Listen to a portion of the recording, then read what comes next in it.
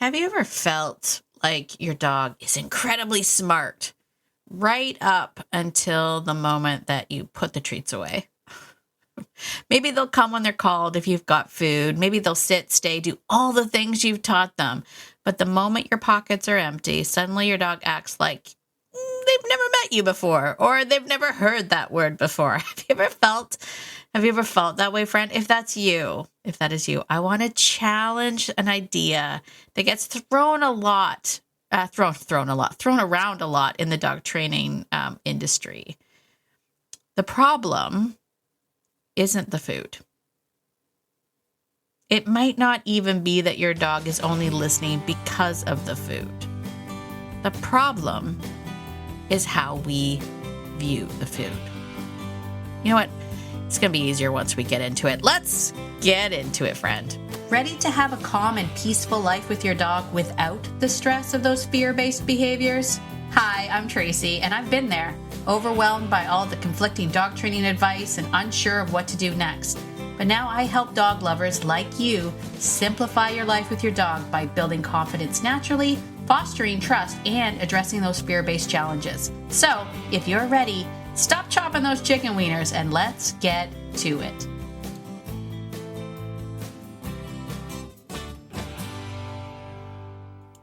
Hey there, friend. If you're someone who, like me, has always felt a deep down connection and that there had to be something more to all this dog training stuff, more than just the treats, more than just the techniques, more than trying to manage every behavior that your dog has. If you've ever felt like there was a deeper bond and connection just waiting to be built, then I'd love to invite you to check out the Fearless Framework. The Fearless Framework is my 12-month online program where we don't just talk about dog behavior.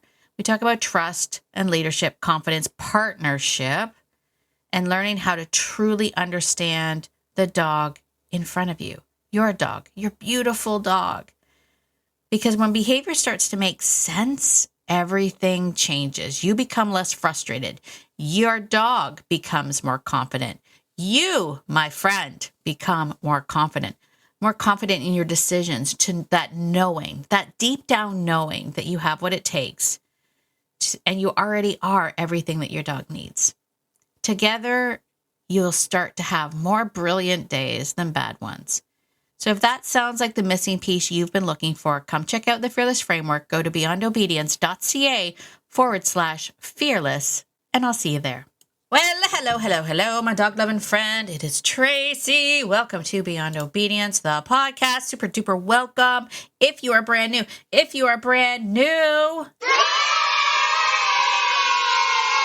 I wish you could see me in the podcast studio, because I put that cheer thing on and then I started dancing to no sound, by the way. I'm just dancing. I'm just happy you're here. I'm just happy that you are here. If someone invited you to this podcast, give them an extra big hug for me. Just give them a hug. Even if you're not a hugger, get over it. Hug your friend that sent you this podcast. All right, listen. Listen, today's topic is, I don't know, is it spicy? It could be spicy. It's spicy. I'm actually going to come at it from, I was going to say both sides, but all sides of this hot topic, this hot debate about food. Food. I know. If you're in it, you're in it. You know it. Right? If you're in it, you're in it. I wanted to talk a little bit about it because I think food gets blamed and put on a pedestal at the same time. Like, food is the be all and end all, or it's the worst thing you could ever do for your relationship with your dog. You ever have that? Like, such a different viewpoint about food. It's either the best thing ever and you should always use food, and why not use food? And then there's the people that are like, don't ever use food. Why are you bribing your dog like that? Right? Camp number 1, food is everything. Food is everything. It's the be all and end all. And then camp 2 is it's bribery and you should never use it. Come on, man. Don't you want your dog to love you for you? Now, some of you might think that I am falling into camp 2. I am not. I choose no camps. I am perpetual fence sitter, Switzerland over here. I choose not to get involved in any of the discussions or the conversations. I choose nothing. No one. I choose the dog. That's what I've always said. I'm not A or B. I choose the dog. And you should too, because your dog is awesome. But this is why I want to kind of, let's sort of demystify the food argument for once and for all, because neither of those statements are true. Food is not everything. And food is not bribery and shouldn't be used at all. Like, let's just stake in the ground. Neither one of those are true. Food is information. Food can give you information. Absolutely. Food can help you create positive associations. 100%. Food can help a dog learn. Absolutely. Food can help your communication. Sure. So food isn't good or it's not bad. It's just a tool. I think I've mentioned this before when I started talking about the tool stuff, and you know how much I hate talking about dog training tools, but food is a tool. It is something in your toolbox. It is something that you can use to help you, but that's all it is. Okay. If you recently heard my story of Gunther, sorry, I got to take my glasses off for a second. I have a big smudge in the center of my glasses, and it's like, why do you live this way, Tracy? I'm new to having to wear glasses almost all the time now. I used to be one of those people that were like, I don't need glasses. And then I was like, I can't read things. And now I'm like, I can't see anything ever. So aging's fun. Anyway, what was I talking about? Oh, right. The Gunther thing. If you heard my story about taking Gunther to that escape games intro, which was so fun. If you didn't hear that episode, go back and check out that episode. I'd love to tell you what that is. And I'll tell you this right now. Someone who was a better organized person than me would have already had that information up in front of me. But here's what you need to know, friend. Tracy comes into the studio, the podcast studio, sits down, is like, what do I feel like talking about today? And then I just kind of talk. I don't necessarily pull up notes and know for sure what I'm going to talk about. So you just have to look it up. I don't even remember what it's called. How do you like them apples? Menopause. All right. Just find it. You know what? Listen to all the episodes. You'll find it eventually. All 200 plus episodes. You'll find it eventually. No, it was recently. But one of the things that I said in there, and it was funny because a friend of mine reached out to me and she was like, that was such a great analogy that you used. And I'm like, what analogy was that? Like, I'm always like, what did I say that was so smart? Maybe I should say it again. But she had mentioned that I had said that Gunther was taking food from me, but he wasn't there. Like, he wasn't in the moment. And it was similar to what I look like when I'm watching a movie and eating popcorn, right? You're not really aware of how much food you're consuming or how you even look consuming that popcorn. You're just stuffing your face with popcorn, but your brain, your mind is somewhere else. And that's what was happening to Gunther inside that moment. So food was there, but it wasn't actually doing the thing, right? And if you hear that episode, what I explained was, I decided to just stop trying to get him to learn how to do the scenting, and we just sat and we observed. I needed to let his brain catch up, right? I needed him to get back into his body a little bit, because as he was in his head, just everything was like, all over the place. And he was taking the food. He was legitimately taking the food. It wasn't doing anything. It wasn't serving the purpose that I needed it to serve. So there's that sort of concept. The other concept about, food not being everything is when we like put all of our, what's the phrase I'm looking for? Gosh, menopause. Come on. Would have been a good phrase. Skip it. Skipping it. I might come back to that point. It's gone. See what I mean to say? I don't have notes. I don't know what I'm talking about. The other aspect, let me just say this. The other aspect of food is that food becomes, yes, like for example, where are you going with this, Tracy? For example, if my dog is like, frantically playing with the other dogs and he's getting too amped up and I want to sort of slow him down from that, and I'm like, I have food. He will choose food over playing with the dogs. Like he'll make a choice, but his choice is to try to I like to call this have your cake and eat it too, right? He will come over very, very quickly, snag the food, and then run off as quickly as he came in and go back to what he was doing. He's trying to have his cake and eat it too. The same way that my dog tries to pick up both the balls. If there's 2 balls out there, he's like, I want both of the balls. He has that same mentality about food.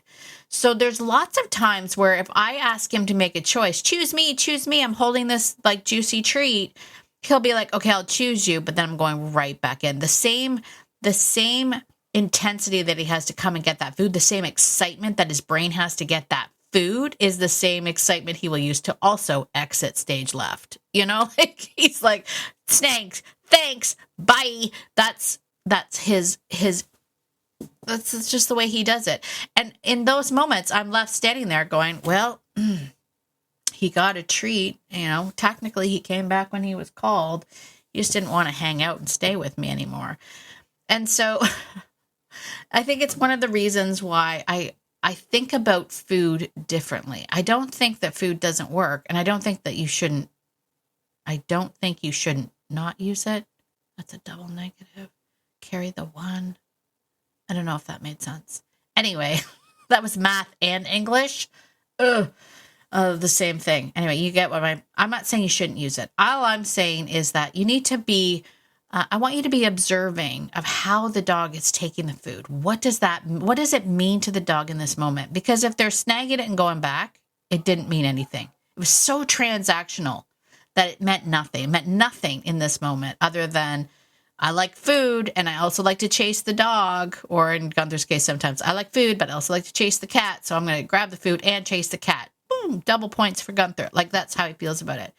And it always brings me back to that very first episode. I do know this was the first episode, but my very first episode of all the things that Wellington taught me. If you haven't heard that episode, if you haven't had a chance to join me for my boot camp and see the brilliance of Wellington firsthand, Wellington taught me so much about dogs. He taught me so much about dogs and about leadership and connection and all of those things. Like brilliant, just absolutely brilliant. But one of the things that Wellington taught me was that you have the ability to have incredible influence over your dogs, and you don't necessarily need to rely on all of the tools in your toolbox.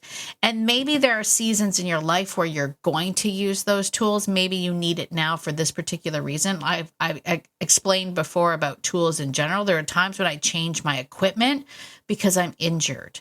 That has nothing to do with, that doesn't make me less than, it's not going to ruin my relationship. It literally is just, I need leverage because of an injury. That's taking care of myself. Right? Because here's the other thing I know to be true.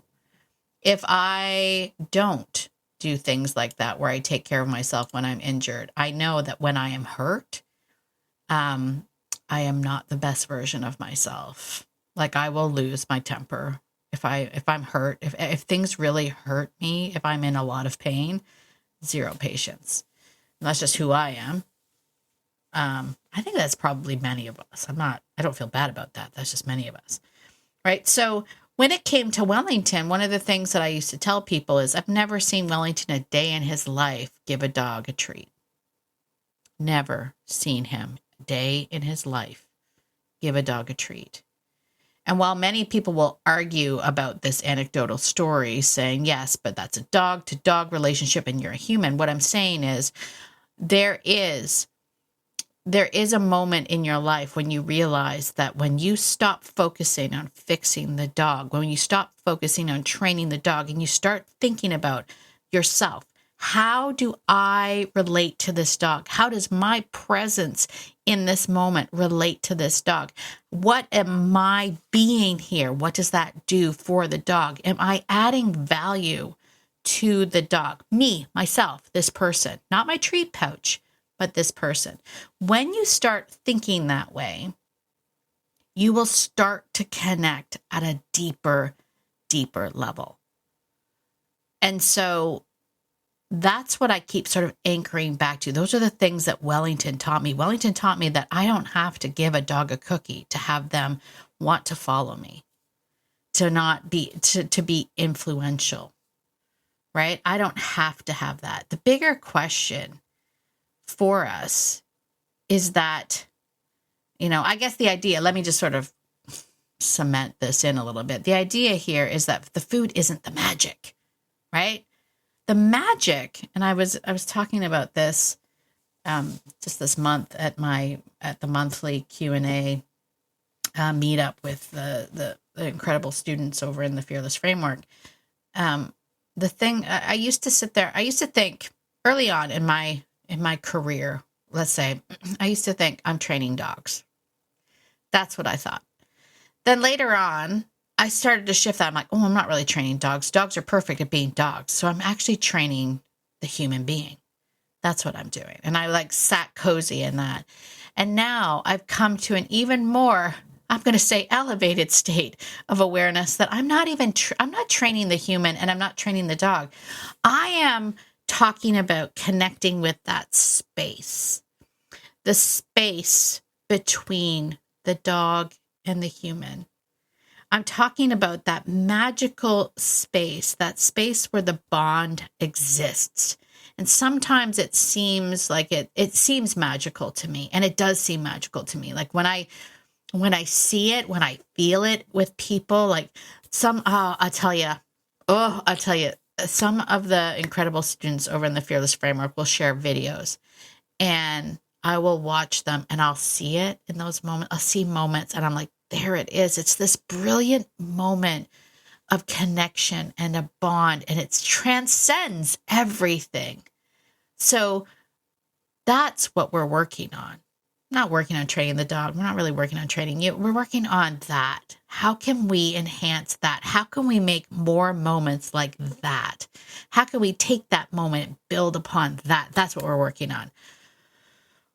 So it's not the food. Food isn't magic. The magic is that space. But food simply increases value. Food temporarily can make you relevant in a moment. The problem comes when the food is the only reason the dog is choosing you, because you haven't been thinking about that space.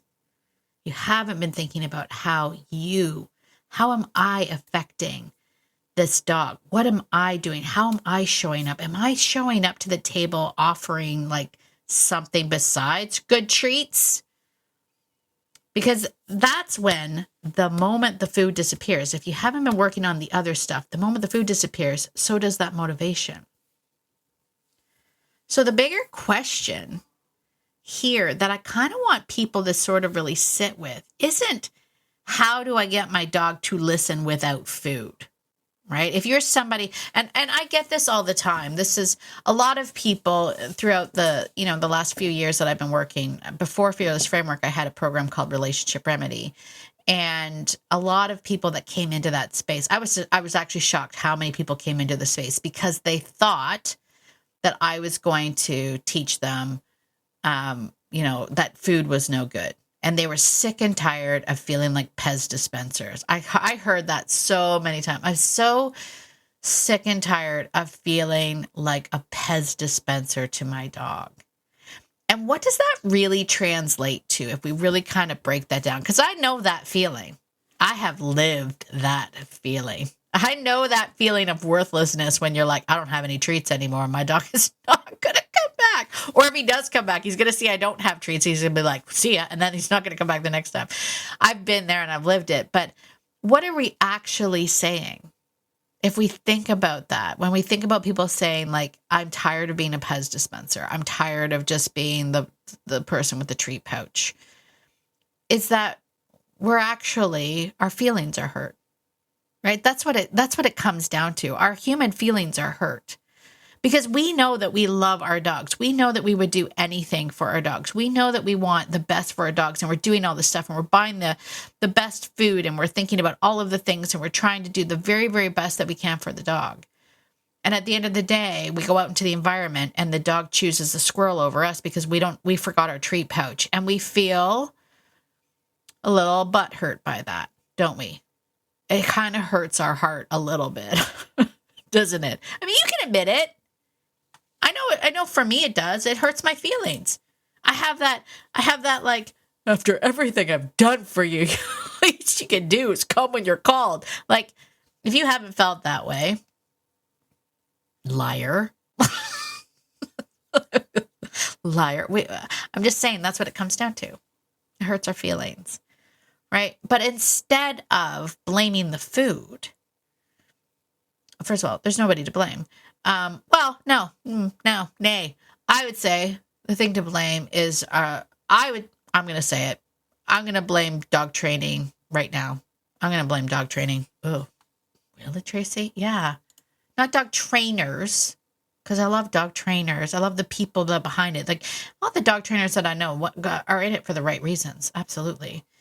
But no, I'm going to blame the industry.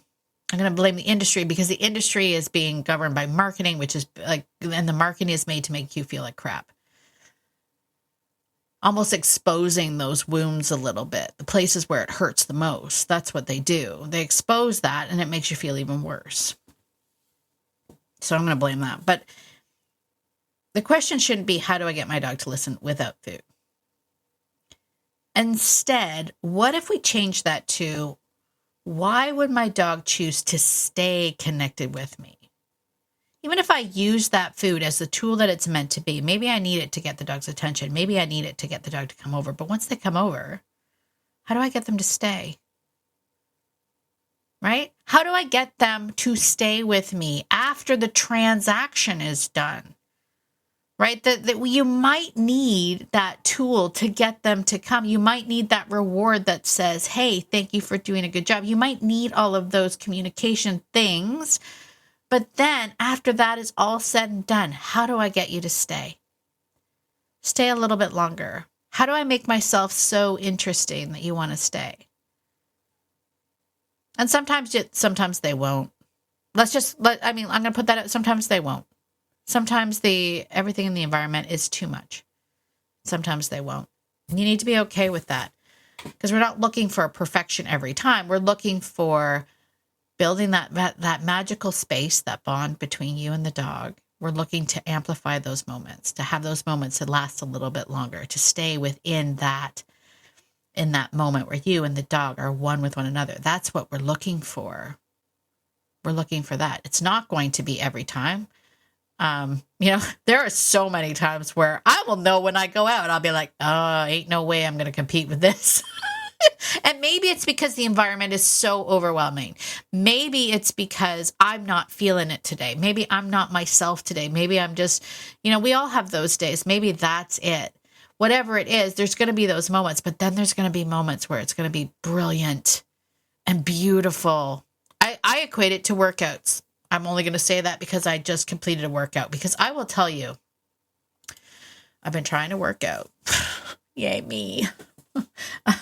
Wait, I've been trying to work out. Let me just applause myself there. Good on me. I've been trying to work out despite the fact I've been waiting. Here's the thing. This is personal, but whatever. Many of you, if you've been following me for a while, you know that, when I found out about perimenopause and went through my perimenopause journal, didn't know what it was, blah, blah, blah, blah, gained a whole bunch of perimenopausal weight. That was awful. Didn't understand it. Then learned a lot about that, changed a lot of things, lost a bunch of weight, and I was on top of the world. Then, blam, I got Lyme disease. Shocker. I know. I live in Lyme disease capital of the world right now. I got Lyme disease. Lyme disease is awful, by the way.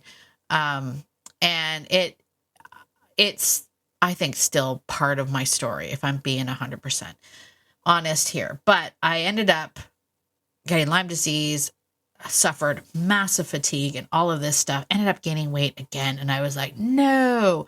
And then on top of it, I have my bad ankle that I just recently got my MRI from. And now I have to wait like 6 to 9 months to see an orthopedic surgeon, yada, yada, yada. It's really bad. It's painful. I'm in a lot of pain. I have to take a lot of anti-inflammatories. I'm not going to lie. But I've been waiting, right? I've been waiting to do stuff because my ankle hurts so bad. And I'm like, I can't work out and I can't do all this stuff. Anyway, I decided Enough is enough. I'm just going to do what I'm going to do. If it means I have to adjust, blah, blah, blah, blah, blah. Where are you going with this, Tracy, besides, being pretty proud of myself and sharing it with you? I'm back into working out again. And when I started, I was like really disappointed about how badly out of shape I was, because I used to be able to lift all these weights and I used to be able to do these exercises. Now I couldn't. But I started getting better and better. The point is that on Friday, I had a terrible workout. Like, it was terrible. Like, I couldn't, like, I couldn't do it. It was awful. Anytime she was like, you can do this, you've got a lot more in the tank, I was like, no, I don't. I've got nothing in my tank. My tank is empty. And I would just kind of flop on my mat and just be like, ugh. And then afterwards, I kind of felt bad about it. I will tell you, this morning, I had my workout. I was on fire, friend. Oh my gosh. I was on fire. First of all, like, I was able to keep up. I was doing all the stuff. Like, I was on fire. I just killed that workout. Like, afterwards, and then I felt so good about myself. Why am I telling you about this? Because it's going to be the same thing with your dog. And I need you to normalize that. I really need you to normalize that. You are going to have moments of pure bliss, joy, and connection that you've never witnessed before. You're going to be like, oh my gosh, we are in sync. We are just on top of the world. We are just everything. And it's going to be brilliant. And you're going to be like, this is the thing that Tracy talks about, the bond, the connection, that spark, that magic. And you're going to be in it. And you're going to be like, this is brilliant. You're going to come home and you're going to think it's awesome. And then the next day you're going to go out with these high expectations of like, it's going to be like that again. And it's going to be awful. Your dog's going to pull you. Your dog's going to see things. Your dog's going to pretend like he's never seen you before in your life. Your dog is going to do that. You're going to have those days. And I need you to normalize it. I need you to normalize it to know that the other day, the brilliant day, will come again. It will 100% come again. And be okay with it. Just be like, this wasn't my day. And you can reflect back on it. You can how interesting it and then reflect back on it. Be like, I wonder what that was about. Did I not get enough sleep? Because I'm going to tell you the same probably checklist that I had to go through for my workout, like why that workout was so garbage last week, was like, did I not get enough sleep? Did I not get restful sleep? Did I not stretch enough? Did I not? They're going to be the exact same questions you can ask about your dog. Did I not get enough sleep? Was my mind someplace else? Was I really frustrated with the state of the world right now? And did I not learn to turn that off today? Whatever it is, right? There'll probably be a reason for it. Then you got to give yourself grace and let it go and know that you will have a brilliant day again and you're going to have a not so brilliant day again. And that is all part of this journey, my friend. And the moment that you normalize it, the moment everything will get better for you. You lose your temper and you snap at your dog. That happened to me the other day with Gunther because I turned my back to go get something and he jumped on me and his nails went down my side. And it hurt so bad that when I screamed, ow, it looked like my dog thought like I was going to eat him. And then I felt terrible. Went through the whole cycle. It's a whole thing. Remember when I said I'm not good if I'm in pain? I'm not good if I'm in pain. If I'm in pain, I have like just short fuse. It's awful. Anyway, the point is, we got over it. I didn't stay stuck in that. I didn't keep beating myself up for that. I just, it was a moment. Now it's over. But once you choose, like once you actually change that question from how do I get my dog to listen without food? Like that's a goal. It shouldn't be the goal. The goal should be, why would my dog choose to stay connected with me? What are the things that I can do? I might need that food, but I would say this is where I'm slightly judgy. I don't like being judgy, but I get slightly judgy is when I see people standing around and they're mindlessly feeding their dog. Like I've seen it before where people are talking to other people and they're just like talking to their friend, but then they're mindlessly just feeding the dog. And I'm like, neither one of you are connected to this moment right now. The dog's connected to the food. You're connected to the friend, but neither one of you are connected to in this moment right now. And maybe that's something we need to work on, right? I talk about that a lot, about this idea of when you're walking your dog and you stop to talk to the humans, it's not about the dog. The dog should learn to just relax behind you. You shouldn't have to like torpedo feed your dog to keep them from whatever, Anyway, that was a sidebar. That was judgy. Just know if I see you doing it, I'm probably going to judge you. I try not to. I'm like, maybe there's a reason, but then I end up just judging. Like that would be the first thing I'd work on, that my dog doesn't need to constantly be fed if they're sitting beside me while I'm talking to somebody, I think. Anyway, I went off track there. Why would my dog choose to stay connected with me? Okay. So there you go. Did that help? I hope that helped. Like, I really hope that helps, because the goal here is not get rid of all your food. And the goal isn't to stop using rewards. Obviously, when we're training a dog, I think this is the big thing that you need to recognize. There are moments when we are training the dog, and training the dog in obedience isn't bad. I've mentioned this 1,000 times. Teaching your dog English as a second language is not a bad thing. Using rewards and food as a reward while you're teaching them something is 100% a thing, and you should do it. But the goal is to build a relationship where the food supports the connection instead of replacing it. Because, as you have already figured out, and I'm sure it's happened to you, one day the treats won't be there. And when that happens, the only thing you got, friend, is the relationship you built with that dog. That's all you got in that moment. So it's a good idea to start working on that now. And let me tell you this, my dog-loving friend, if you want help with that, that is exactly what we do inside the Fearless Framework. Now, I've had a lot of people ask me, because there's been a little bit of shifting and some rebranding and all sorts of stuff. The Fearless Framework is not just for fearful dogs. Okay? The Fearless Framework is for you to learn this stuff, this connection stuff, this piece, to understand how you influence your dog. So if that's something that interests you, come on over to Fearless Framework, beyondobedience.ca/fearless. Check that out. Join me and a group of amazing people. You will love the community. I'm not going to lie. The community is everything. They're like my bestest friends. So anyway, that's an option for you. Or if you just want to hang out for free over in the free Facebook group, head on over to Facebook, check out Living Beyond Obedience. That's a free Facebook group. You can start there. Share your pictures. Tell me a little bit about you and your dog. Start there. It's a good place to start.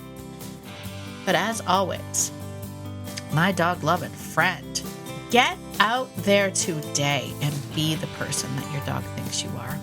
Because your dog thinks that you are amazing, and so do I. Have a fantastic day. I will see you in the next episode. Bye for now.